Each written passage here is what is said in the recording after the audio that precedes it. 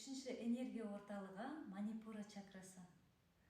Чакра огня, от орталығы, солнечное сплетение, күннің қиылысуы. Осы ішімізде, кіндігіміздің айналасында. Бұл стыд, ұят, неден?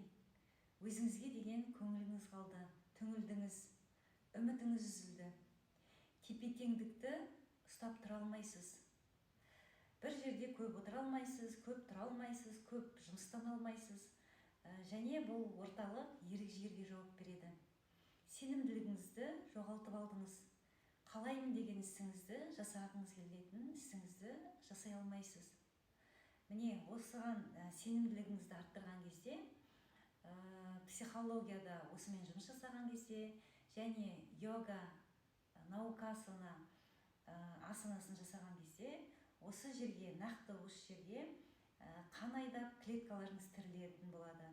Энергия өте керемет жүретін болады, және осы жерде бір денсаулығыңызда ауырып қалған жеріңіз болса, сол денсаулығыңыз жақсаратын болады. Және кармасана деген өте керемет йога асанасы бар, соны жасасаңыз да болады. Өте керемет жақсы көретін асаналардың бірі. Бірақ қазір біз наукасана йога асанасын жасайық. Үнемі асаналарды жасаған кезде құйрығымыздан тік отырамыз, белімізден, жауырынымыздан омыртқаларымызды тікертеміз, және кеудеміз алға, жоғарыға, иығартқа төмен, басымызды жоғары қарай созып отырамыз. Содан кейін барып қозғаламыз. Аяғымызды көтереміз, қолымызды созамыз.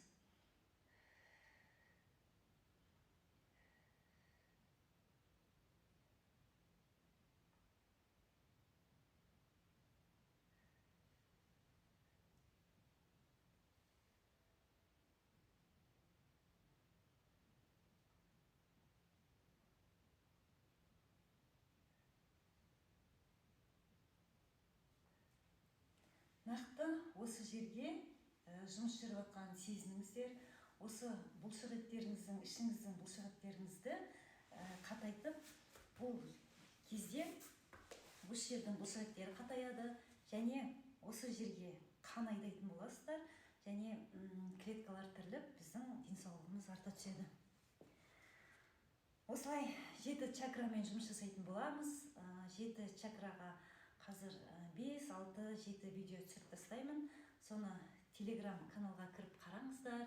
Және одан жоғарыда тұрған осы чакраларға арналған видеолар